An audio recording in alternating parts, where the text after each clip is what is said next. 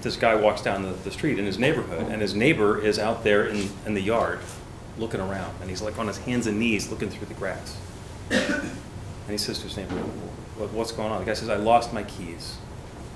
He says, oh, let me help you look for him. So he's looking around, and they're both and so starts chatting with him. So is this where you lost him? And he says, no.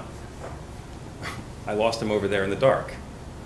And the guy says, well, why aren't you looking over there in the dark? I says, because this is where the street light is. I can't see over there. And sometimes we need to remember that just because it's convenient doesn't mean that's the right thing for us. Sometimes there's a little bit of guidance to know that we get to go look into the places where there isn't already light. And maybe bring our own light with us. So Merry Christmas. Merry Christmas. For some reason, people think that it's somehow not politically correct to say Merry Christmas. And going back to what Nick was singing about, and talking about before he was singing about it, is the important meaning of words. Because for Christians, tomorrow is Christmas. Today is Christmas Eve. And for Jews, and Muslims, and Hindus, tomorrow is Christmas and today is Christmas Eve. It doesn't change the calendar. That's when the event is. It's going to be on December 25th, December 24th. So when I say Merry Christmas, I don't say you need to be Christian so that you can celebrate and do all of the things that Christians do. What I'm saying is, it's going to be Christmas. Here's an invitation, suggestion to be merry. Ho, ho, ho. And you can, or not. And people can be offended because they assume that when someone says Merry Christmas, they mean you should be like I am and believe what I believe so that we can be in the same tribe of people who are facing inward together, disregarding the other people who are on the outside. It is completely possible that when people say Merry Christmas in October, that's what they're thinking. Less so when we get to the solstice and we say Happy Solstice. Does that mean that you need to be a believer in the importance of the solstice? No, the solstice happens. It happens on about the 21st of December every year. You can be happy or not. Happy Hanukkah. Hanukkah is 8 nights long. You can be happy or not. It doesn't really make any difference. So it's always an invitation. And as long as it's not controlling, it can be okay. But again, that gets into not what I mean, but what people are hearing when I say it. I get to be really careful about the words that I'm using because it's important how they're going to be received, how it is that they're going to land.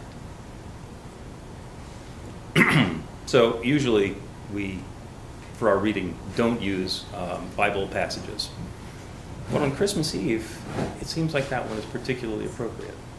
And in fact, what we're going to do a bit this morning is talk about Christmas and the birth of Christ. Not because we're going Christian here, although in some ways we are, just because that's part of the new thought, what we're embracing the good of everything. There's 9 different candles that we honor every Sunday morning because they all bring something to us. So I have often said that everything in the Bible is either historical, metaphorical, or metaphysical. Some stories in the Bible are 2 of them, some are 3 of them. And from my perspective, most of the problems in the world have been when somebody takes one of those stories and interprets it the other way. When there's a metaphysical story and somebody says this is historical and they were telling us what we have to do, hilarity ensues.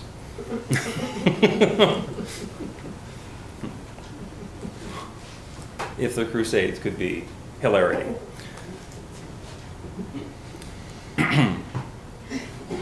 So the historical story that we don't know whether it's true or not is that there was this tax that was called and everybody needed to go home, and so Mary gave birth in a manger because there wasn't room at the inn. Okay, interesting story. Might be true, might not be true. The metaphysical story isn't about the birth of the baby Jesus. It's about the birth of the Christ light, that Christ consciousness. Because every religion has something to bring, something to offer. And in practicing Judaism at that time, which was the first monotheistic religion, there is one God. A lot of them before that had been multiple gods for multiple purposes, and you can pray to the one that you think is going to be able to help you out now. Judaism was monotheistic. There was one God. And it was a law. You needed to follow the law, the 813 different laws, in order to live an upstanding life. And Jesus was born as a Jew. And that Christ light was born then. And what the Christ light is the difference that he brought along. He disregarded a lot of the laws. That kind of angered some people, not just because bacon is now a good thing. I mean, there's some important ones that are involved in there. You got that. There's some important things. Jesus came teaching about love. He taught us that love is the most important thing. And he got a really bad rap for not following the rules, mostly for hanging around with the lepers and the prostitutes, because he loved everyone. He knew that everyone was a divine expression of God's love, so he knew that he could love everyone equally. And whatever transgressions they'd had, whatever sins they'd committed, are forgiven. And it's not a process of forgiveness. There is an instantaneousness of forgiveness.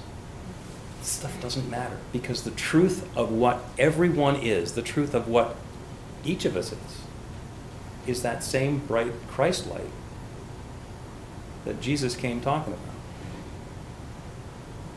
And he said some stuff, and he's been quoted saying some stuff. The Father and I are one. When you see me, you see the Father. And everybody said, oh, that means that Jesus is God. And I'm not. And he didn't actually say the last part. He said, when you see me, you see the Father. When I see you, I see the Father. When you see anyone or anything, you are seeing the Father. The Father is his word for that divine creative power, that essence, that whatever that force was that said, let there be, and there was, and there is.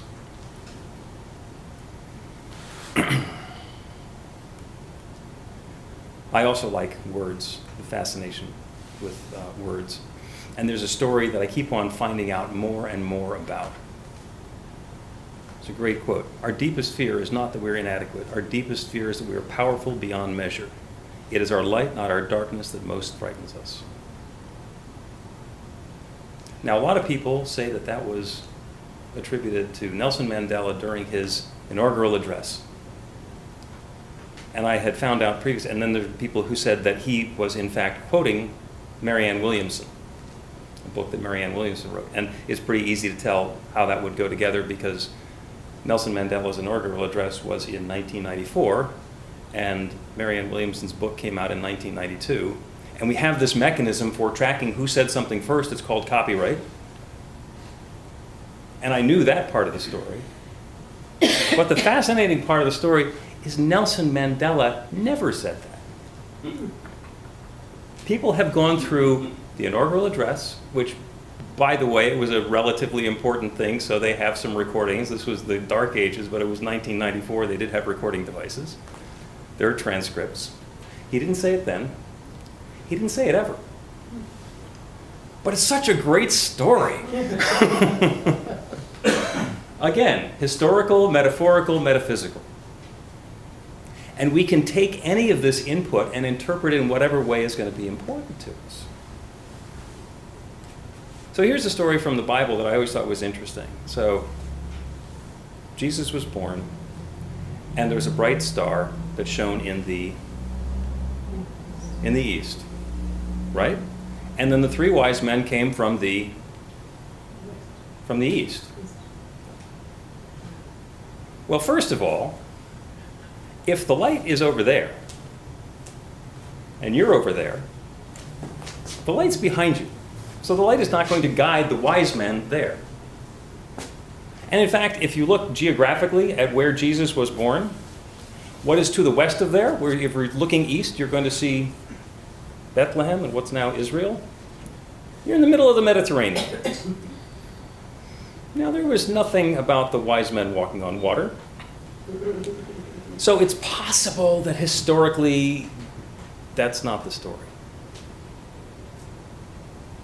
But it turns out that metaphysically, the points of the compass all mean something different in different traditions. North is our intellect, our cold, calculating understandability and our rationality. The South is where our physicality lives. The East is our spiritual mysticism. So when the story said that there was a bright light in the east, what they were talking about wasn't a star out there. What they were talking about is that Christ's light that was shining as him was a light from the east.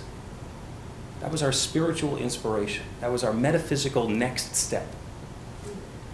And when the gifts came from the east in the form of the wise men, that's the same thing. That's that spiritual gift that is being presented and being given to us now.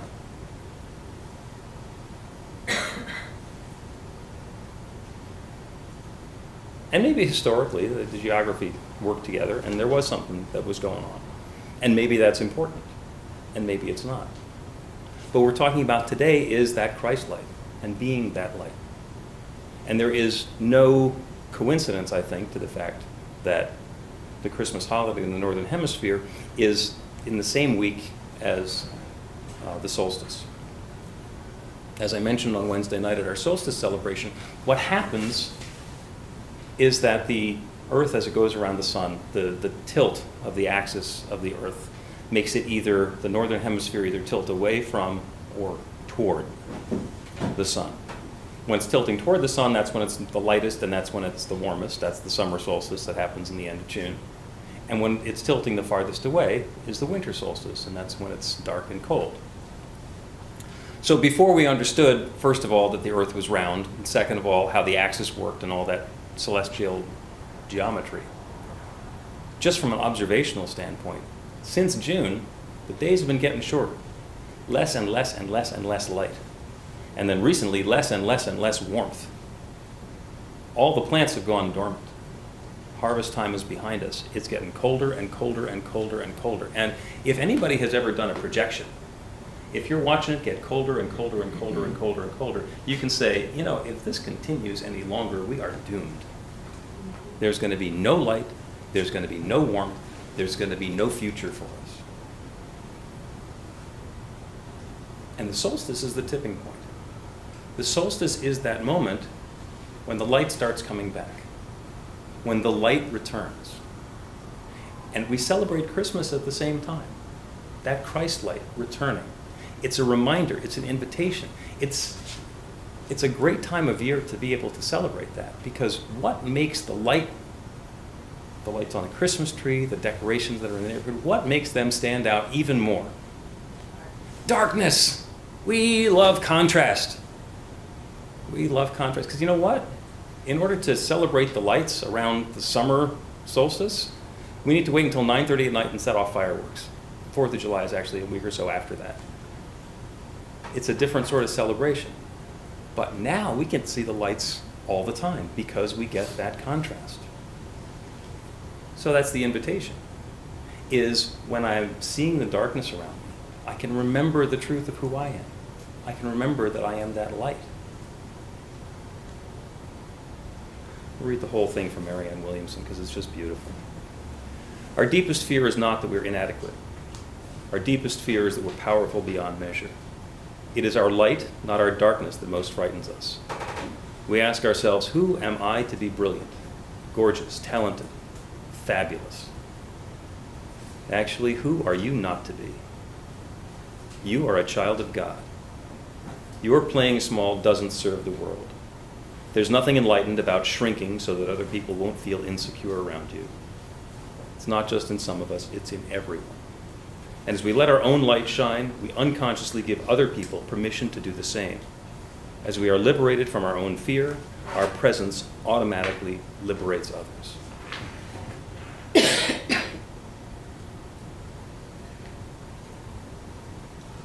And Jesus said, don't hide your light under a bushel. Let it shine. My gift for you for Christmas this year is a reminder of the gift that you are for Christmas this year and all the time. You are a bright light of love. Merry Christmas.